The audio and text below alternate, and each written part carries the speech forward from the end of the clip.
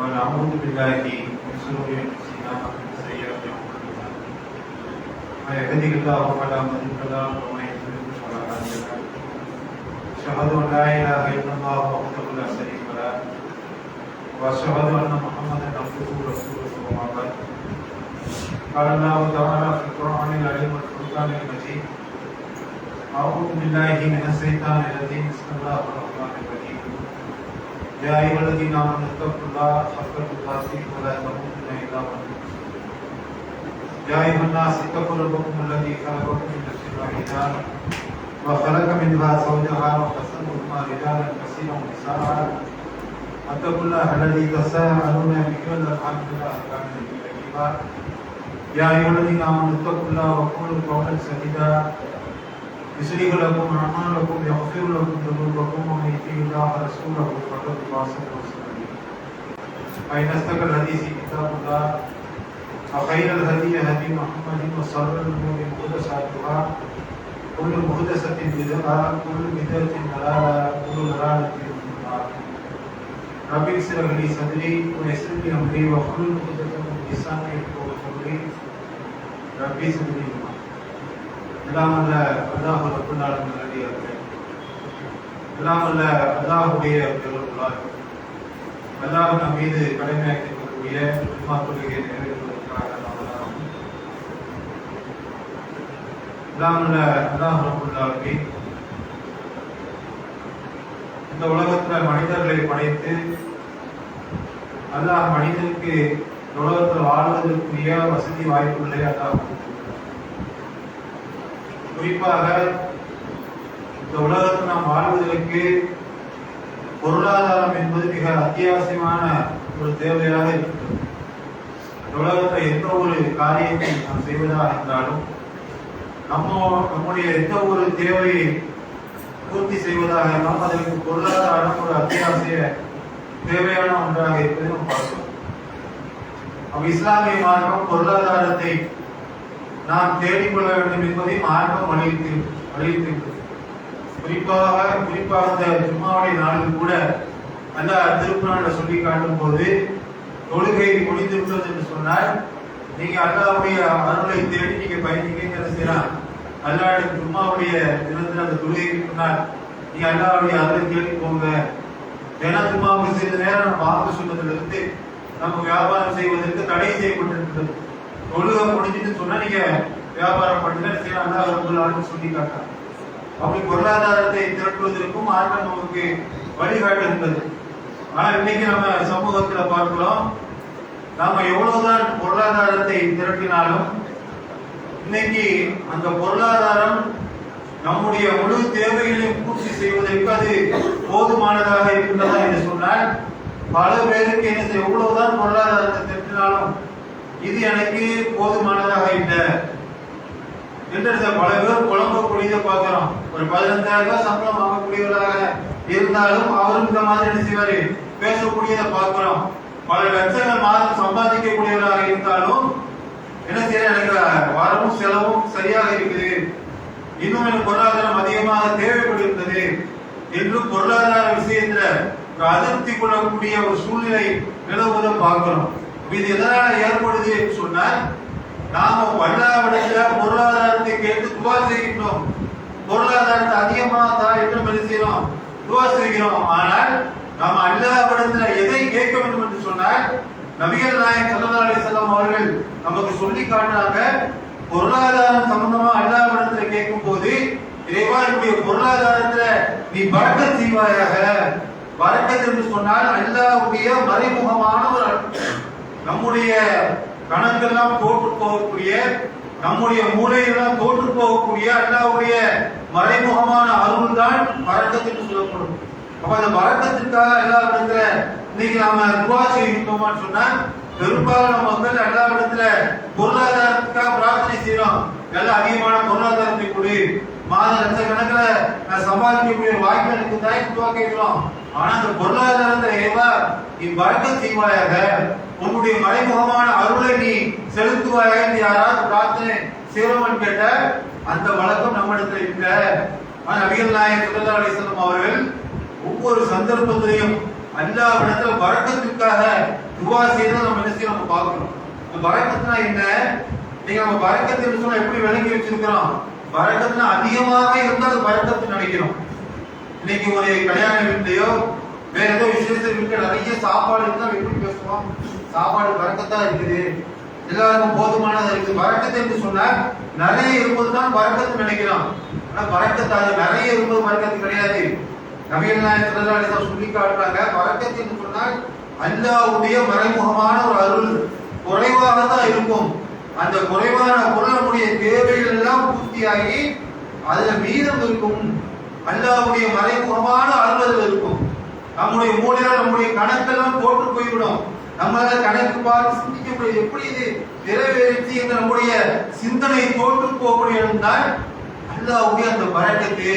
அப்ப அந்த பரக்கத்தை நம்ம அல்லாஹ்விடத்துல ஒவ்வொரு சந்தர்ப்பத்திலும் பிரார்த்தனை செய்யணும். நீங்க நம்ம பார்க்கிற சமூகத்துல நீங்க ஒரு 15,000 ஒரு 20,000 சம்பளம் வாங்கக்கூடியவர்கள் என்ன செய்வாங்க, அவங்க குடும்பத்துல தேவையெல்லாம் பூர்த்தி செய்து என்ன செய்வாங்க, கடன் இல்லாம நிம்மதியான ஒரு வாழ்க்கையை வாழக்கூடிய நம்ம பார்க்கிறோம். அப்படிப்பட்ட மனிதர்கள் இருக்கிறாங்க. மாதம் 1 லட்சம் 2 லட்சம் சம்பாதிப்பாரு. ஆனா வெளியே விசாரிச்சு பார்த்தா அவருக்கு கடன் இருக்கும். அவருக்கு என்ன பொருளாதாரத்துல அந்த அவருடைய தேவையை பூர்த்தி செய்ய முடியாத அளவுக்கு பொருளாதார கட்டுப்பாடு இருக்கும். அப்ப இந்த மாதிரி ஒரு பொருளாதாரம் இருந்தா அதுல நம்ம பரக்கத் இல்லை என்பதை நம்ம செய்யணும், புரிந்து கொள்ளணும். அதனால நபிகள் நாயகம் ஸல்லல்லாஹு அலைஹி வஸல்லம் அவர்கள் நீங்க பொருளாதாரத்துல அல்லாஹ்விடத்துல துஆ செய்யும்போது, இறைவா என்னுடைய பொருளாதாரத்தை நீ பரக்கத் செய், உன்னுடைய மறைமுகமான அருளை நீ செலுத்தி என்று துஆ செய்யுமாறு நபி ஸல்லல்லாஹு அலைஹி வஸல்லம் அவர்கள் நமக்கு கற்றுக் கொடுத்திருக்கிறார்கள். பல சந்தர்ப்பங்கள் நபி தோழர்கள் வந்து அல்லாஹ்வுடைய தூதரை எனக்காக நீங்க துஆ செய்யுங்க என்று கேட்கும் போது நபிகள் நாயகம் ஸல்லல்லாஹு அலைஹி வஸல்லம் அவர்கள் அந்த நபி தோழர்களுக்கு பரக்கத்துக்காக துஆ செய்து நம்ம பார்க்கிறோம். எந்தெந்த சந்தர்ப்பத்தினால ரசூலுல்லாஹ் நமக்கு இந்த துஆ கற்றுத்தரான்னு பார்த்தா, திருமண துஆவை எடுத்துக்கொள்ளுங்க. ஒரு மனிதனுடைய ஒரு வாழ்க்கை எப்போது போகும்னு சொன்னா அவனுடைய திருமணத்திற்கு பின்புதான். அவன் என்ன இருக்கும்போது சம்பாதிக்கிறான், எப்போ அவன் வந்து முழுமையா வாழ்க்கை அடைவான்னு சொன்ன அவனுக்கு திருமணமாகி அவனுக்கு மனைவி வந்தோடனே அவனுக்கு பிள்ளைகள் வந்தோடனே அவனுடைய குடும்ப வாழ்க்கை ஆரம்பமாகுது. ஒரு மனிதனுடைய வாழ்க்கை ஆரம்பமாகும்போது நபி ஸல்லல்லாஹு அலைஹி வஸல்லம் அவர்கள் திருமணத்துக்காக ஒரு துஆவை நமக்கு கற்றுத்தருகிறார்கள். என்ன துஆ? திருமண துஆ பார்த்தீங்கன்னு சொன்னா, பாரக்கல்லாஹு லக வ பாரக அலைக வ ஜம்ம பைனஹுமா ஃபீ கைர். திருமண துஆவை ரசூலுல்லாஹ் நமக்கு எப்படி கற்றுத்தராங்க? பாரக்கல்லாஹு லக, அல்லாஹ் உங்கள் இருவருக்கும் பரக்கத் செய்வானாக. எப்போ திருமணத்தின் போது மணமக்களை வாழ்த்தக்கூடிய துஆ என்ன? உங்களுடைய இருவருடைய வாழ்க்கையிலும் அல்லாஹ் ரப்பல் ஆலமீன் பரக்கத் செய்வானாக. பரக்கத்திற்காக தான் ரசூலுல்லாஹ் செய்தாங்க, துஆவை நமக்கு கற்றுக் கொடுத்தாங்க. அப்படின்னா மனிதனுடைய வாழ்க்கை திருமணத்தின் போது ஒரு மனிதனுடைய குடும்ப வாழ்க்கை ஆரம்பமாகுது. அவனுக்கு மனைவி பிள்ளைகள் என்று வந்தவனே அவனுக்கு பொருளாதாரத்துடைய தேவை அதிகமாகுது. அதனால திருமணத்தின் போது மணமக்களை வாழ்த்தி ரசூலுல்லாஹ் எப்படி துஆ செய்ய சொல்லி கொடுத்தாங்க. பாரக்கல்லாஹ், உங்களுக்கு உங்களுடைய இருவரது வாழ்க்கையிலும் அல்லாஹ் பரக்கத் செய்வானாக. ஆனா நீங்க அந்த துஆ விட்டுட்டாங்க. ரசூலுல்லாஹ் திருமணத்துக்கு அப்படி ஒரு அழகான சுருக்கமான பரக்கத்துக்காக துஆவை திருமணத்தில் கற்றுக் கொடுக்குறாங்க. இந்த துஆவை நீ திருமணத்தில் ஓதுறாங்கன்னா நீ தௌஹீத் வட்டாரங்களை தௌஹீத் பேசக்கூடிய மக்கள் இந்த துஆவை ஓதுறாங்க. ஆனா மற்ற மக்களை பார்த்தீங்கன்னு சொன்னா நபி ஸல்லல்லாஹு அலைஹி வஸல்லம் காட்டி இந்த துஆ விட்டுட்டு அலிஃப் பைனஹுமா என்று ரசூலுல்லாஹ் காட்டி தராத ஆதம் ஹவ்வாவை கொண்டு அல்லாஹ் உங்களை வாழ செய்வானாக என்று நபி ஸல்லல்லாஹு அலைஹி வஸல்லம் காட்டி தராத விதத்தான துஆவை நீங்கி திருமணத்துல ஓதக்கூடிய காட்சிகளை பார்க்கிறோம். அப்ப நபிகள் நாயகம் ஸல்லல்லாஹு அலைஹி வஸல்லம் அவர்கள் திருமணத்தின் போது கூட மணமக்களை வாழ்த்தும் போது அவங்களுக்காக அவங்களுடைய பரக்கத்திற்காக அபிவிருத்திக்காக நீங்க துஆ செய்யுங்க. ஒரு அற்புதமான பரக்கத்திற்கான துஆவை ரசூலுல்லாஹ் கற்றுத் தருவதை பார்க்கிறோம்.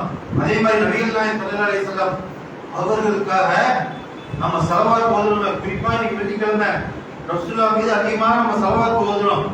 இந்த ஸலவாத்துல கூட நபிகள் நாயகம் ஸல்லல்லாஹு அலைஹி வஸல்லம் அவருடைய பரக்கத்துக்காக துஆ செய்யறோம்.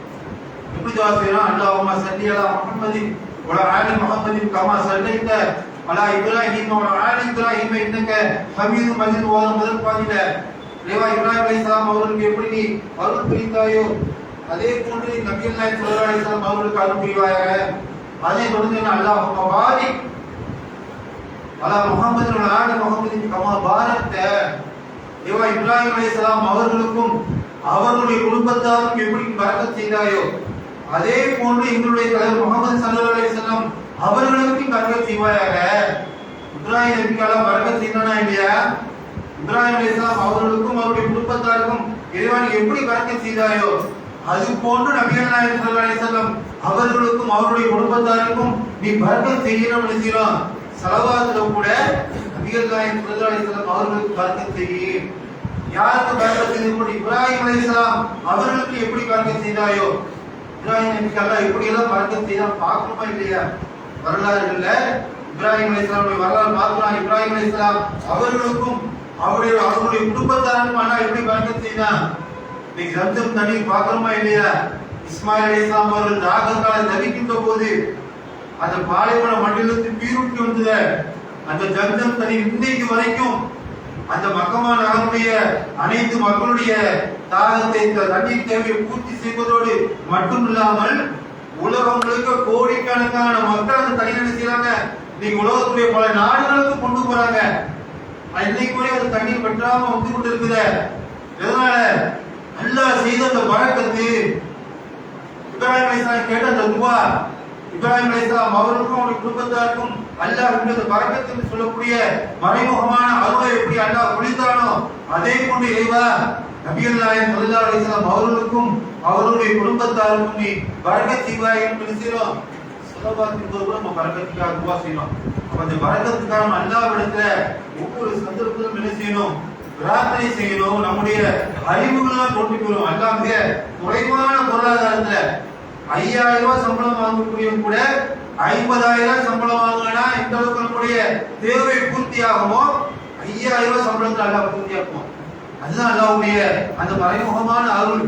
அதற்காக தான் நபிகள் நாயகம் ஸல்லல்லாஹு அலைஹி வஸல்லம் அவர்கள் நபி தோழர்களுக்காக பரக்கத்துக்காக துஆ செய்றாங்க. எந்த அளவுக்கு சொன்னா அனஸ் ரலியல்லாஹு அன்ஹு அவங்க சொல்றாங்க, ஒரு முறை நபிகள் நாயகம் ஸல்லல்லாஹு அலைஹி வஸல்லம் அவர்கள் இவருடைய வீட்டுக்கு வந்தாங்க. அப்ப என்னுடைய தாயார் உம்மு சலைம் என்ன செய்றாங்க? நபிகள் நாயகம் ஸல்லல்லாஹு அலைஹி வஸல்லம் அவர்களிடத்துல கேக்குறாங்க, அல்லாஹ்வுடைய தூதரே, என்னுடைய மகன் அனஸ் உங்களுடைய சேவகன் உங்களுக்காக பணிவிடை செய்யறானே, இந்த அனஸ்க்காக நீங்க பிரார்த்தனை செய்யுங்க. என்ன செய்றாங்க? உம்மு சுலைம் நபிகள் நாயகம் ஸல்லல்லாஹு அலைஹி வஸல்லம் அவர்களை கேட்ட உடனே அப்ப நபி ஸல்லல்லாஹு அலைஹி வஸல்லம் என்ன துஆ செய்றாங்க? சுருக்கமா ரசூலுல்லாஹ் துஆ செய்றாங்க, அல்லாஹும்ம அக்ஸிர் மாலஹு வ வலதஹு. யாருக்கு? அனஸ்க்கு அல்லாஹ் செல்வத்தையும் குழந்தைகளையும் வழங்குவானே என்று சொல்லிவிட்டு வ பாரிக் லஹு ஃபீமா அதைத, அல்லாஹ் இவர்களுக்கு வழங்கியவற்றில் அல்லாஹ் இந்த அனஸ்க்கு என்ன செல்வத்தை வழங்குகிறானோ அந்த செல்வத்துல பரக்கத் அல்லாஹ் செய்வானாக. செல்வம் வழங்குறது நம்ம இன்னைக்கு பல செல்வங்களை பார்த்து நம்ம போராம பண்றோம். அவருக்கு அவ்வளவு அதிகமான பொருளாதாரம் இருக்குதே என்று நம்ம நினைச்சு ஏற்கிறோம். பொருளாதாரம் அதிகமாக வளர்ந்தது அல்லாஹ்வுடைய அருள் கிடையாது. பொருளாதாரத்தை அல்லாஹ் வழங்கி அதில் பரக்கத் செய்யணும், அல்லாஹ்வுடைய மறைமுகமான அருள் இருக்கணும். அதனால அனசுடைய தாயார் அனஸ் ரலியல்லாஹு அன்ஹு அவர்களுக்காக பிரார்த்தனை செய்யுமாறு கேட்டுக்கொண்ட போது எப்படி ரசூலுல்லாஹ் பிரார்த்தனை செய்றாங்க? வா பாரிக் லஹு ஃபீமா அதைத இறைவா, அனஸ்க்கு வழங்கியவற்றில் அவருக்கு வழங்கக்கூடிய பொருளாதாரத்தில் நீ பரக்கத் செய்வாயாக என்ன செய்றாங்க? நபிகள் நாயகம் ஸல்லல்லாஹு அலைஹி வஸல்லம் அவர்கள் பிரார்த்தனை செய்வதை நம்ம பார்க்கிறோம். அதே மாதிரி மற்றொரு சந்தர்ப்பத்துல அப்துல்லா இப்னு பிஸ்ர் என்று சொல்லப்படக்கூடிய நபித்தோழர்களுக்கு நபிகள் நாயகம் ஸல்லல்லாஹு அலைஹி வஸல்லம் அவர்கள் விருந்து சாப்பிடுவதற்காக போறாங்க. அப்ப நபி ஸல்லல்லாஹு அலைஹி வஸல்லம் என்ன செய்றாங்க? விருந்து சாப்பிட்ட உடனே அப்ப அந்த நபித்தோழருடைய தந்தையை கேட்கிறாங்க. நபிகள் நாயகம் ஸல்லல்லாஹு அலைஹி வஸல்லம் அவருடைய குதிரையுடைய அந்த வாளை பிடித்துக் கொண்டு கேட்கிறாங்க, அல்லாஹ்வுடைய தூதரே எங்களுக்காண்டி துவா செய்யுங்க. ரசூலுல்லாஹ் அவருடைய வீட்டுல விருந்து சாப்பிட்டு ரசூலுல்லாஹ் கிளம்புறாங்க. கிளம்பும்போது கேட்கிறாங்க, குதிரையுடைய வாளை பிடித்துக் கொண்டு அந்த நபித்தோழருடைய தந்தை கேட்கிறாங்க, அல்லாஹ்வுடைய தூதரே எங்களுக்காக அல்லாஹ்வுக்கு துவா செய்யுங்க. நீங்க சொன்ன உடனே ரசூலுல்லாஹ் செய்த துவா என்ன? அல்லாஹும்ம பாரிக் லஹு ஃபீமா ரஸக்தஹு, இறைவா இவர்களுக்கு வழங்கியவற்றிலிருந்து இறைவா நீ பரக்கத் செய்வாயாக. துவா செய்யுமாறு நபித்தோழர்கள் கேட்கும் போதுதான் ரசூலுல்லாஹ் செய்த துவா என்ன? இறைவா இவர்களுக்கு வழங்கிய அந்த செல்வத்திலிருந்து இவர்களுக்கு நீ பரக்கத் செய்வாயாக. எங்கட செய்வாங்க? நபிகள் நாயகம் ஸல்லல்லாஹு அலைஹி வஸல்லம் அவர்கள் துவா செய்து பார்க்கிறோம். அப்ப இன்னைக்கு நாம இந்த பரக்கத்துக்காக அல்லாஹ்விடத்துல பிரார்த்தனை செய்யணும். இன்னைக்கு நாம நன்மையில் பல பேர் நம்ம எவ்வளவுதான் பொருளாதாரத்தை சம்பாதித்தாலும் மாசம் முடிவுல பார்த்தா பட்ஜெட்ல கொடுத்துருது, நம்முடைய தேவை பூர்த்தி ஆகல, இன்னும் ஒரு 10,000 ரூபாய் நமக்கு சம்பளம் கிடைச்சா நம்ம நல்லா இருப்பேன் இந்த மாதிரி நம்ம நினைக்கிறோம். நம்ம எவ்வளவுதான் பொருளாதாரம் வந்தாலும் கூட நமக்கு அது மனநிலைமை தரல, நமக்கு அது தன்னிறைவை ஏற்படுத்தலன்னு சொன்னா நாம் நம்முடைய பொருளாதாரத்துல அல்லாஹ்வுடைய இந்த பரக்கத்துல மறைமுகமான அருள் இல்லை என்பதை நாம் என்ன செய்யணும்? நாம புரிந்து கொள்ளணும். நபிகள் நாயகம் ஸல்லல்லாஹு அலைஹி வஸல்லம் அவர்கள் ஹிஜ்ரத் செய்தாங்க. மக்காவிலிருந்து மதீனாவுக்கு ஹிஜ்ரத் செய்றாங்க. மக்காவிலிருந்து விரட்டி அடிக்கப்படுறாங்க. மக்காவிலிருந்து நபி தோழர்கள் குறைசூழ ரசூலுல்லாஹ் மக்காவிலிருந்து மதீனாவுக்கு போறாங்க. அவர்களுக்கு வீடு கிடையாது, தன்னுடைய வீடுகளை விட்டுட்டு போறாங்க, தங்களுடைய பொருளாதாரங்களை விட்டுட்டு போறாங்க, சொத்து பத்துகளை விட்டுட்டு போறாங்க. மிக மன வருத்தத்துல வாழ்க்கையில மிக ஒரு கஷ்டமான அவங்களுடைய வாழ்க்கையில ரொம்ப கடினமான பகுதி என்ன? ஹிஜ்ரத் செய்றாங்க. மக்காவிலிருந்து விரட்டி அடிக்கப்பட்டு மதீனாவை நோக்கி ரசூலுல்லாஹ் ஹிஜ்ரத் செய்றாங்க. இப்படி இது எவ்வளவு மன வருத்தம் இருக்கும். இப்படி எல்லாத்தையும் விட்டுட்டு போறவங்க சொந்த ஊரை விட்டு ஒருத்தன் போறது வாழ்க்கையில ஒரு கஷ்டமான ஒரு நிலைமை. பிறந்து வளர்ந்த இடத்தை விட்டு நிரந்தரமாக இங்க திருப்பி வர முடியாது என்று சொல்லி விரட்டி அடிக்கப்பட்டு போறாங்கன்னு சொன்னா அவங்க மனசு எந்த அளவுக்கு கஷ்டப்பட்டிருக்கும், வருத்தப்பட்டிருக்கும். நபி தோழர்கள் எவ்வளவு வருத்தப்பட்டிருப்பாங்க. அந்த சந்தர்ப்பத்துல நபிகள் நாயகம் ஸல்லல்லாஹு அலைஹி வஸல்லம் அவர்கள் செய்த துஆவை நம்ம பார்க்கிறோம். இந்த துஆ செய்றாங்க, இறைவா அல்லாஹும்ம அஜ்அல் பில் மதீனத்தி லீஃபை மா ஜஅல்த. கேக்குறாங்க நபிகள் நாயகம் ஸல்லல்லாஹு அலைஹி வஸல்லம் அவர்கள், இறைவா நீ மக்காவில் ஏற்படுத்திய பரக்கத்தை போன்று 2 மடங்கு நீ மதீனாவில் எங்களுக்கு நீ பரக்கத்தை ஏற்படுத்துவாயாக. நீ கஷ்டப்பட்டு போறாங்க, பொருளாதாரத்தை இழந்துட்டு போறாங்க, வீடு வாசல்களை இழந்துட்டு போறாங்க. அந்த சந்தர்ப்பத்துல அல்லாஹ்விடத்துல என்ன துஆ செய்ய வேண்டும், எப்படி துஆ செய்ய வேண்டும் என்பதை நபிகள் நாயகம் ஸல்லல்லாஹு அலைஹி வஸல்லம் படித்து தராங்க. எப்படி இறைவா மக்காவிற்கு எப்படி நீ பரக்கத் செய்தாயோ அது போன்று 2 மடங்கு நீ மதீனாவில் எங்களுக்கு நீ பரக்கத் செய். மதீனா வாசிகளுடைய அந்த பாத்திரத்துல நீ பரக்கத் செய்வாயாக. என்ன செய்றாங்க? நபி தோழர்களுக்காக நபிகள் நாயகம் ஸல்லல்லாஹு அலைஹி வஸல்லம் அவர்கள் இதுல துஆ செய்றாங்க, பரக்கத்துக்காக துஆ செய்றாங்க. ரசூலுல்லாஹ் நன்றாக புரிந்து வைத்திருக்கிறாங்க. பொருளாதாரம் அதிகமாக இருப்பது நமக்கு தண்ணீரை ஏற்படுத்தாது. பொருளாதாரத்தை அல்லாஹ்வுடைய மறைமுகமான அருள் இருக்குமே, அதுதான் நம்முடைய வாழ்க்கையில தண்ணீரை ஏற்படுத்தும். இந்த பொருளாதாரத்துல பரக்கத் இல்லாத காரணத்தினால தானங்க நீங்க பொருளாதார மோசடியில் மனிதன் ஈடுபடுறதுக்கு என்ன காரணம்? அவனுக்கு பொருளாதாரம் இருக்கிறது இருந்தால் அடுத்தவர்களை ஏமாற்றி சம்பாதிக்கிறான், அடுத்தவர்களுடைய பொருளாதாரத்துல மோசடி செய்யறான், அடுத்தவர்கள் நிலத்தடிக்கு ஆக்கிரமிப்பு செய்யறான். இப்படி பொருளாதார மோசடியில் மனிதன் ஈடுபடுவதற்கு காரணம் என்ன? அவனுடைய பொருளாதாரத்துல பரக்கத் இல்லாம போயிடுச்சு. அவன் எவ்வளவு சம்பாதித்தாலும் என்ன செய்யல, அவனுடைய தேவைகள் பூர்த்தி ஆகல. அதனால ரசூலுல்லாஹ் மிக அழகாக தெரிந்து கொண்டு இறைவா எங்களுக்கு பொருளாதாரத்தை வழங்குவாயா என்று ரசூலுல்லாஹ் கேட்காம மக்காவில் குடியிருக்கிறதுக்கு நீ பரக்கத் செய்தாயா பொருளாதாரத்துல, அதே போன்று 2 மடங்கு இறைவா எங்களுக்கு நீ பொருளாதாரத்துல பரக்கத் செய்ய என்று செய்றாங்க. நபிகள் நாயகம் ஸல்லல்லாஹு அலைஹி வஸல்லம் அவர்கள் ஹிஜ்ரத்துடைய அந்த நேரத்துல துவா செய்ததை நம்ம பார்க்கிறோம். அதே மாதிரி ஒரு நபி தோழருடைய கடனை எப்படி ரசூலுல்லாஹ் தன்னுடைய துவாவின் மூலமாக வரக்கத்தின் மூலமாக போக்கினார்கள் என்பதை நம்ம பார்க்கிறோம். ஒரு நபி தோழர் ஜாபிர் பின் அப்துல்லா என்று சொல்லக்கூடிய ஒரு நபி தோழர், அவருடைய தந்தை என்ன செய்யறாங்கன்னா கடன் இருந்த நிலையில மரணிச்சுட்டு போயிட்டாங்க. யாரு? ஜாபிர் பின் அப்துல்லா என்ற நபி தோழருடைய தந்தை கடன் வைத்திருக்கக்கூடிய நிலையில மரணிச்சுட்டாங்க. அப்ப அவருடைய கடனை அடைப்பதற்கு அவருடைய பொருளாதாரம் இல்லை. ஆனால் ஒரே ஒரு பேரிச்சை தோட்டம் இருக்குது. அப்ப நபிகள் நாயகம் ஸல்லல்லாஹு அலைஹி வஸல்லம் அவர்களிடத்துல வந்து ஜாபிர் பின் அப்துல்லா முறையிட்டாங்க, அல்லாஹ்வுடைய தூதரே, இந்த மாதிரி என்னுடைய தந்தை என்ன செஞ்சுட்டாங்க, கடன் வைத்த நிலையில மரணிச்சுட்டாங்க. என்னிடத்துல ஒரே ஒரு தோட்டம் தான் இருக்குது, அந்த தோட்டத்துல குறைவான பேரிச்ச பழங்கள் தான் இருக்குது. நான் இப்ப என்ன செய்ய, எப்படி அந்த கடன்காரர்கள் எனக்கு மிகுந்த நெருக்கடியை கொடுக்குறாங்க, நான் என்ன செய்யறாங்க? நபிகள் நாயகம் ஸல்லல்லாஹு அலைஹி வஸல்லம் அவர்கள் ஆலோசனை கேட்கிறாங்க. ரசூலுல்லாஹ் சொல்றாங்க, நீங்க உங்களுடைய தோட்டத்தில் இருக்கக்கூடிய அந்த பேரிச்ச கனிகளை என்ன செய்யுங்க, அந்த கடன்காரர்களுக்கு கொடுத்துருங்க. மீதம் உள்ள கடனை நீங்க தள்ளுபடி செய்யுமாறு நீங்க அவங்களுக்கு சொல்லுங்க.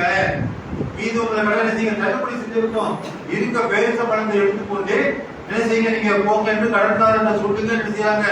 நபிகள் நாயகம் ஸல்லல்லாஹு அலைஹி வஸல்லம் அவர்கள் சொல்றாங்க. அப்ப அந்த நபி தோழர் கடன்காரன் சொல்றாங்க, இந்த மாதிரிங்க பேரிச்ச தோட்டத்துல பேரிச்ச கனிகள் இருக்குது, அதை நீங்க எடுத்துக்கொண்டு மீதி கடன் இருந்துச்சுன்னு சொன்னா அல்லாஹ்வுக்காக நீங்க தள்ளுபடி செஞ்சுங்க, எங்க வாப்பா மன்னிச்சு விட்டுங்க அப்படின்னு கேட்கிறாரு. ஆனா அந்த கடன்காரர்கள் மன்னிக்க மறுக்கிறாங்க, அதை ஏற்றுக்கொள்ள மறுக்கிறாங்க. எங்களுக்கு முழுமையா கடனை அடைக்கணும், இந்த தோட்டத்தில் கூடிய அந்த பேரிச்ச கனிகள் இது காணாது, வாப்பா வாங்கிய கடனுக்கு இந்த பேரிச்ச மரம் ரொம்ப குறைவாக இருக்குது, எங்களுக்கு முழுமையாக கடனை அடைக்க வேண்டும் நினைக்கிறாங்க. அவர்கள் கோரிக்கை வைக்கிறாங்க, ரசூலுல்லாஹ்வுடைய கோரிக்கை நிராகரிக்கிறாங்க. மறுபடியும் என்ன செய்யறாங்க, நபிகள் நாயகம் ஸல்லல்லாஹு அலைஹி வஸல்லம் அவர்களுக்கு ஜாபிர் பின் அப்துல்லா முறையிடுறாங்க, அல்லாஹ்வுடைய தூதரே, உங்களுடைய கோரிக்கை அவங்க ஏற்றுக்கொள்ளல, முழுமையாக கடனை தருமாறு கேட்கிறாங்க. ஆனா என்னுடைய தோட்டத்திலே குறைவான பேரிச்ச பழங்கள் தான் இருக்குது. நபிகள் நாயகம் ஸல்லல்லாஹு அலைஹி வஸல்லம் அவர் சொல்றாங்க, நீ போ, நான் காலையில உன்னுடைய பேரிச்ச தோட்டத்துக்கு வரேன்னு சொல்லி செய்யறாங்க. நபிகள் நாயகம் ஸல்லல்லாஹு அலைஹி வஸல்லம் அவர்கள் இந்த நபி தோழரை அனுப்பி வைக்கிறாங்க. மறுநாள் காலையில நபிகள் நாயகம் ஸல்லல்லாஹு அலைஹி வஸல்லம் அவர்கள் அந்த பேரிச்ச மரங்களை சுற்றி வந்து அல்லாஹ்விடத்துல துஆ செய்றாங்க. என்ன துஆ செய்றீவா, இவருக்கு நீ பரக்கத் செய்வாயாக என்று பரக்கத்துக்காக நபிகள் நாயகம் ஸல்லல்லாஹு அலைஹி வஸல்லம் அவர்கள் துஆ செய்றாங்க. துஆ செய்து ரசூலுல்லாஹ் சொன்னாங்க, இப்போ இவருடைய கடனை அட என்று நபி ஸல்லல்லாஹு அலைஹி வஸல்லம் சொன்ன உடனே அந்த நபி தோழர் அந்த பேரிச்ச கனிகளை பறித்து கடன்காரர்களுக்கு கொடுக்கின்றார். கொடுத்து அவருடைய கடன் முழுவதுமாக அவர்களுக்கு எந்த அளவுக்கு கடன் கொடுக்க வேண்டுமோ அவ்வளவு கடனை அந்த பேரிச்ச கனிகளை கொடுத்து அடைத்து விட்டு மறுபடியும் தோட்டத்தை பார்க்கிறாங்க. இன்னமும் பேரிச்ச மரங்கள் இருக்கின்றது. இதுதான் அல்லாஹ்வுடைய ரசூலுல்லாஹ் செய்றாங்க. இதற்காக தான் துஆ செய்றாங்க. நாம நினைக்கிற நம்மகிட்ட இருக்கக்கூடிய இந்த பொருளாதாரம் நம்முடைய குடும்பத்துக்கு எப்படி இது தேவையாக இருக்கும், இது ரொம்ப குறைவாக இருக்குது, மாசம் 10,000 12,000 சம்பளம் தானே வாங்குறேன், எனக்கு 2 பிள்ளைகள் இருக்குது, மாசம் வீட்டு வாடகை இருக்குது, கரண்ட் பில்லு கட்டணுமே, இதுல இறைவா எப்படி என்னுடைய தேவை பூர்த்தியாகும், இறைவா எனக்கு அவனை போன்று லட்சக்கணக்கில் இறைவா எனக்கு வருமானத்தை தா என்று நம்ம துஆ செய்யறோமா இல்லையா? நாம நினைக்கிறோம் இது குறைவான சம்பளம், இதுல நம்முடைய தேவைகள் பூர்த்தியாக நினைக்கிறோம். ஆனால் அல்லாஹ் நாடினால் நீங்க வாங்கக்கூடிய சம்பளத்துல உங்களுடைய தேவைகளை பூர்த்தி செய்து அல்லாஹ் மீது வைக்கக்கூடிய அளவுக்கு அல்லாஹ் என்ன செய்வான், பரக்கத் செய்வான், மறைமுகமான அருள் செய்வான். அதனால அல்லாஹ்விடத்துல நீங்க பொருளாதாரத்தை பரக்கத்துக்காக துஆ செய்யுமாறு நபிகள் நாயகம் ஸல்லல்லாஹு அலைஹி வஸல்லம் அவர்கள் சொல்லி காட்டிவிட்டார்கள். ஆட்டுல பரக்கத்து இருக்குங்க. நீங்க உலகத்துல நம்ம கண் கூடாக பார்க்கக்கூடிய நம் கண் முன்னாடி அல்லாஹ் நிகழ்த்தி காட்டக்கூடிய ஒரு அற்புதமான ஆடு. நபி ஸல்லல்லாஹு அலைஹி வஸல்லம் ஆட்டுல பரக்கத்துக்கு சொல்லியிருக்காங்க. ஒரு நபி தோழருக்கு கேட்கிறாங்க, அல்லாஹ்வுடைய தூதரே, ஒட்டகம் கட்டி போடக்கூடிய இடத்துல நாங்கள் தொழுது கொள்ளட்டுமா அப்படின்னு செய்யறாங்க. ரசூலுல்லாஹ் கேட்டு வராங்க. நபிகள் நாயகம் ஸல்லல்லாஹு அலைஹி வஸல்லம் சொல்றாங்க, ஒட்டகம் கட்டி போடக்கூடிய இடத்துல குலாதீங்க, அது சைத்தான் ஆகும்னு சொல்லிவிட்டு ஆடுகள் வளர்க்கக்கூடிய அந்த ஆட்டு கொட்டையில் நீங்க கொடுங்க, அதுல அல்லாஹ்வுடைய பரக்கத் இருக்குது, ஆட்டுல அல்லாஹ்வுடைய பரக்கத் இருக்குன்னு செய்றாங்க. நபிகள் நாயகம் ஸல்லல்லாஹு அலைஹி வஸல்லம் சொல்றாங்க, ஒட்டகம் வைத்திருப்போருக்கு அதுல பெருமை இருக்குது. ஒட்டகத்தை வைத்து செய்யும், அதை வச்சு பெருமை எடுத்துக் கொள்ளலாம். என்னிடத்துல ரொம்ப விலை உயர்ந்த ஒட்டகம் இருக்குது என்று பெருமை எடுத்துக் கொள்ளலாம் என்று சொல்லிவிட்டு, ஆனால் ஆட்டில் தான் அல்லாஹ்வுடைய பரக்கத் இருக்குது என்று செய்றாங்க. நபிகள் நாயகம் ஸல்லல்லாஹு அலைஹி வஸல்லம் அவர்கள் ஆட்டை குறித்து சொல்லி காட்டுறாங்க. நீங்க உலகத்துல பாக்குறோம் இல்லையா, நீங்க ஆடுகளை நம்ம எப்படி பாக்குறோம், மந்தை மந்தையா கூட்டம் கூட்டமாக நீங்க ஆடுகளை நம்ம பாக்குறோமா இல்லையா? அல்லாஹ்வுடைய மறைமுகமான அருள்கள். நீ உலகத்திலே அதிகமாக கொல்லப்படக்கூடிய பிராணி எது? ஆடு தானே. நீ உலகம் முழுக்க கசாப்பு கடைகள்ல ஒரு நாள் அறுக்கப்படக்கூடிய ஆடுகளுடைய எண்ணிக்கை என்ன? பல கோடிக்கணக்கான ஆடுகள் அன்றாடம் மனிதனுடைய உணவு தேவைக்காக அறுக்கப்படுது உலகம் முழுவதிலும். ஆனா ஆட்டுடைய எண்ணிக்கை குறைவாக இருக்குதா? நம்முடைய கணக்கு மூளையுடைய கணங்களால் தோற்று போயிடும். ஆடுகளை லட்சக்கணக்கான கோடிக்கணக்கான ஆடுகள் அறுக்கப்பட்ட போதிலும் கூட ஆடுகளை மந்தை மந்தைகளாக பார்க்க முடியும். ஆடு எப்படி குட்டி போடும்? பண்ணி குட்டி போட்ட மாதிரி ஆடு குட்டி போடுமா? ஒரு ஆடு ஒரு நேரத்துல அதிகபட்சமா ஒரு குட்டி தான் போடும். அது மனிதன் எப்படி 10 மாத காலங்கள் சுமக்கின்றானோ அதே போன்று ஆடு செய்து 10 மாத காலம் ஒரு குட்டியை போடுவதுக்கு எடுத்துக் கொள்ளுது. ஆனா அப்படிப்பட்ட நிலை இருந்த போதும் கூட ஆடுகளை எல்லாம் மந்தை மந்தையாக இன்னைக்கு நம்ம பார்க்கிறோமே. நீங்க கோழிகள் கூட, பிராய்லர் கோழிகள் கூட இன்னைக்கு செயற்கையாக கருத்தரிக்க வச்சு நீங்க அதை உண்டாக்குற லட்சக்கணக்கில் ஆடை அப்படி உருவாக்க முடியுமா? நீ கோழி மட்டும் என்ன செய்ய கரண்ட்ல நீங்க அடையாது இன்னைக்கு தேவையான பிராய்லர் கோழிகளை உருவாக்குறான். ஆனா ஆட்டை அப்படி உருவாக்க முடியுமா? இப்போ ஒரு ஆடு ஒரு குட்டி போடுவது 10 மாத காலங்கள் ஆகும். ஆனா அப்படி ஆட்டை நீ உலகத்துல மந்தை மந்தையாக பார்க்கிறமே. சிங்கம் புலி அப்படி கூட்டம் கூட்டமா பார்க்க முடியுமா? சிங்கத்தை யாராவது வேட்டையாட முடியுமா? புலியை யாரையாவது வேட்டையாட முடியுமா? ஆனா நீ உலகத்துல இருக்கக்கூடிய ஒட்டுமொத்த புலிகளுடைய எண்ணிக்கை எண்ணி சொல்லிடுவான். அவ்வளவுதான் நீங்க எண்ணிக்கை. ஆனா ஒரு நாளைக்கு கோடிக்கணக்கான ஆடுகள் கொல்லப்படுது. ஆனா ஆடுகளை நம்ம எப்படி பார்க்கிறோம்? மந்தைகளாக கூட்டம் கூட்டமாக பார்க்கிறோம் சொன்னா இதுதான் மனிதனுடைய அந்த சிந்தனை தோற்று போகக்கூடிய இடம். எந்த விஞ்ஞானியாவது இந்த உலகத்தில் நவீன விஞ்ஞான காலத்துல இதற்கு ஒரு பதில சொல்ல முடியுமா? எவனாலே பதில் சொல்ல முடியாது. தோற்று போயிடும் கூட. அப்போ ஒரு நாளைக்கு கோடிக்கணக்கில் அறுக்கப்படுது. நான் எப்படி உருவாகுது? அதுதான் இந்த பரக்கத் என்று சொல்லக்கூடிய அல்லாஹ்வுடைய மறைமுகமான அருள். ரசூலுல்லாஹ் சொல்றாங்க, ஆட்டில் பரக்கத் இருக்குது. ஆடுகள் கட்டக்கூடிய இடத்துல நீங்க தொழுங்க நினைச்சாங்க. நபிகள் நாயகம் ஸல்லல்லாஹு அலைஹி வஸல்லம் அவர்கள் சொல்லி காட்டுறத பார்க்கணும். அல்லாஹ் சுப்ஹானஹு வ தஆலா இப்படிப்பட்ட அந்த பரக்கத்தை அந்த முஸ்லிம்களுக்கு வழங்கியிருக்கிறார். நாம் அதை புரியாமல் வாழ்ந்து கொண்டிருக்கிறோம். நாம் இன்னைக்கு பொருளாதாரத்தின் மீது பேராசை கொண்டு பொருளாதாரத்தை திரட்டுவதில் மட்டும்தான் முழு கவனத்தை செலுத்துறோம்.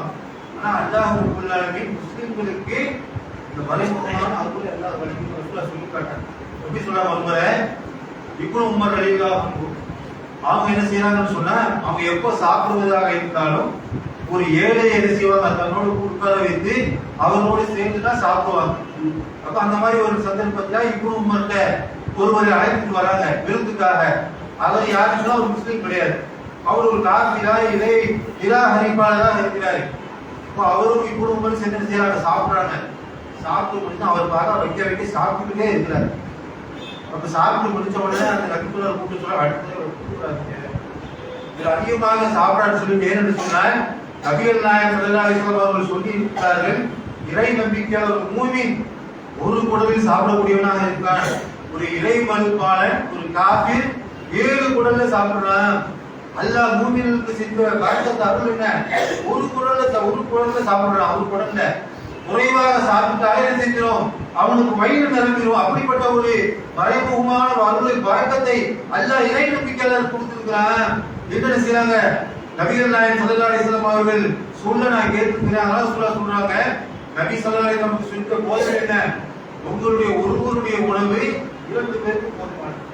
நம்ம ஒருத்தர் சாப்பிடக்கூடிய சாப்பாடு இருக்குத, அது முஸ்லிமாக நம்ம 2 பேர் சாப்பிட்டு கொள்ளலாம். 2 பேருடைய வயிறு நிரம்ப சொல்லி காட்டுறாங்க. அப்படிப்பட்ட பரக்கத்தை அல்லாஹ் என்ன செஞ்சிருக்கிறான்? அல்லாஹ் சுப்ஹானஹு வ தஆலா முஸ்லிம்களுக்கு கொடுத்திருக்கிறான், வணங்கி இருக்கிறான். பார்க்கிறோமா இல்லையா? பல முஸ்லிம்களுடைய குடும்பத்தை நம்ம பார்க்கிறோம். முஸ்லிம் அல்லாத எடுத்துக்கொண்ட அவர்கள் குடும்பத்துல அனைவருமே வேலைக்கு செல்லக்கூடியவர்களா இருப்பாங்க. அவங்க அம்மா ஒரு இடத்துல வேலை செய்வாங்க, அவங்களுடைய அப்பா ஒரு இடத்துல வேலை செய்யக்கூடிய, கணவன் மனைவி வேலைக்கு போவாங்க, பிள்ளைகள் வேலைக்கு செல்லக்கூடியவர்களா இருப்பாங்க. இப்படி அவங்க குடும்பத்துல பல பேர் வேலை செய்வாங்க. ஆனா பல முஸ்லிமுடைய குடும்பத்துல பார்க்கலாம், அம்மா அப்பா பிள்ளைங்க இருக்கும், அண்ணன் அக்கா தங்கச்சி தான் இருக்கும். ஒருத்தர் மட்டும் வெளிநாட்டு வேலை பார்ப்பாரு. பாத்தீங்களா? மாசம் 15,000 20,000 அனுப்பக்கூடியவங்களா இருப்பாரு. சொந்த வீடு கடன் இருக்காது. 2 பெண் பிள்ளைகளை கல்யாணம் பண்ணி கொடுத்திருப்பாங்க. சொந்தமாக பல பேருக்கு சொந்த வீடு இருக்காது. சொந்தமாக வீட்டை கட்டி இருக்கிறாங்க. ஏன் அல்லாஹ்வுடைய குறைவான வருமானமாக இருந்தாலும் அல்லாஹ்வுடைய மறைமுகமான அருளத்தை பரக்கத்து அவருக்கு இருக்குது. முஸ்லிம்களுக்கு அல்லாஹ் செஞ்சிருக்கிறான். அப்படிப்பட்ட பரக்கத்தை அல்லாஹ் ரப்பல் ஆலமீன் வழங்கி இருக்கிறான் என்பதை உணர்ந்து இந்த பரக்கத்துக்காக அல்லாஹ் படுத்துறவங்க அதிகமாக பிரார்த்தனை செய்யணும். அந்த பரக்கத்தை பெறக்கூடிய வழி என்ன என்று ரசூல் நினைச்சிருக்காங்க, நமக்கு கற்று தந்திருக்கின்றார்கள். அது என்ன என்பதை இரண்டாவது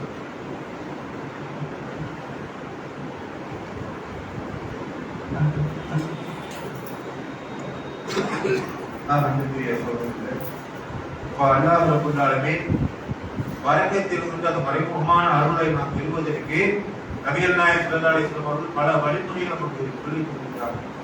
அதுல என்ன கேட்ட, அதுல நிறைய இருக்குது செய்திகள் சொல்வதற்கு. நேரம் இல்லாத காரணத்தினால 2 செய்திகளை மட்டும் நம்ம சொல்லிக் கொள்ளலாம். உறவுகளை நீங்க பேணி யார் உறவை பேணி வாழ்வதற்குரிய சொந்த பந்தங்களை நாம பேணி வாழும் என்று சொன்னால் அல்லாஹ் நிச்சயமா அவருடைய வாழ்நாளே மனிதன் 2 விஷயத்தை ஆசைப்படுறான் இல்லையா? ஒண்ணு இந்த உலகத்துல நீண்ட காலம் வாழணும். அல்லாஹ் நிச்சயமா அவருடைய வாழ்நாளை நீட்டித்து வழங்கும். இரண்டாவது, அல்லாஹ் அவருடைய பொருளாதாரத்தை விசாலமாக்கி கொடுப்பான், வாழ்க்கை செய்து கொடுப்பான். யாருக்கு? யார் தன்னுடைய உறவு முறைகளை சண்டை இல்லாம, சண்டை போட்டால் கூட என்னுடைய சொந்த பந்தம், என்னுடைய அண்ணன் தம்பி, என்னுடைய அக்கா தங்கச்சி, என்னுடைய மாமா மாமி என்று சொல்லி அவருடைய உறவை யார் பேணி வாழ்வார்களோ அவர்களுக்கு என்ன செய்வான்? அல்லாஹ் பொருளாதாரத்தை வாழ்க்கை செய்வான் என்று என்ன செய்யறாங்க? நபிகள் நாயகம் ஸல்லல்லாஹு அலைஹி வஸல்லம் அவர்கள் சொல்லி காட்டாங்க. அதே மாதிரி பொருளாதாரத்தை பேராசையோடு யார் அடக்காமல் இருக்கிறார்களோ, ஹக்கீம் பின் ஹிசாம் என்று சொல்லக்கூடிய நபி தோழர்கள் கேட்கிறாங்க, அல்லாஹ்வுடைய தூதரே எனக்கு பொருளாதாரத்தை கொடுங்க. கேட்கறாங்க, ரசூலுல்லாஹ் கொடுக்குறாங்க. மறுபடியும் கேட்கிறாங்க, மறுபடியும் ரசூலுல்லாஹ் கொடுக்குறாங்க. அப்ப கொடுத்துட்டு சொல்றாங்க, ஹக்கீமே இந்த பொருளாதாரம் பசுமையானது இனிமையானது ஆகும். யார் இந்த பொருளாதாரத்தை போதும் என்ற மனதோடு எடுத்துக் கொள்கின்றார்களோ, அல்ஹம்துலில்லாஹ் இது போதும் யார் எடுத்துக் கொள்கின்றார்களோ அவர்களுடைய பொருளாதாரத்தை அல்லாஹ் பார்க்கிறார். யார் போது அல்ஹம்துலில்லாஹ் எனக்கு போதும் என்ற எண்ணத்தோடு யார் எடுத்துக் கொள்கின்றார்களோ அவர்களுக்கு அல்லாஹ் நிச்சயமா பரக்கத் செய்வான். யார் இதை பேராசையோடு இது காணாதே இன்னும் எனக்கு வேணும், ரசூலுல்லாஹ் சொல்றாங்க இல்லையா, ஆதமுடைய மகனுக்கு ஒரு 6 நிறைய செல்வம் கொடுத்தாலும் இன்னொரு 6 இருந்தா நல்லா இருக்கும். அப்படிதான் மனிதனுடைய எண்ணம். மனிதன் பொருளாதாரத்துல பேராசை இருந்து கொண்டே இருக்கும். அப்படி பேராசை இல்லாம போதும் என்ற மனதோடு யார் எடுத்துக் கொள்கிறார்களோ அல்லாஹ் அவர்களுக்கு பரக்கத் செய்வார். யார் பேராசைப்படுகிறார்களோ அல்லாஹ் அவர்களுக்கு பரக்கத்தை எடுத்துடுவான். எவ்வளவுதான் காசு சம்பாதிச்சாலும் அவருடைய தேவை பூர்த்தி ஆகாமல் போவதற்கு என்ன காரணம்? அல்லாஹ்வுடைய மறைமுகமான அருளை பொருளாதாரத்தில் இல்லை என்பது புரிந்து கொண்டு நம்முடைய துவாக்கள் அன்றாடம் செய்யக்கூடிய துவாக்கள் நம்முடைய பொருளாதாரத்துல பரக்கத் செய்ய வேண்டும், அபிவிருத்தி செய்ய வேண்டும் என்கின்ற அந்த துவாவை அல்லாஹ்விடத்தில் கேட்க வேண்டும் என்பதை கேட்டுக்கொண்டு என்னுடைய துவாவை நிறைவு செய்து கொள்கிறேன். வாஹிதாவான அல்ஹம்துலில்லாஹி ரப்பில் ஆலமீன். அஸ்ஸலாமு அலைக்கும்.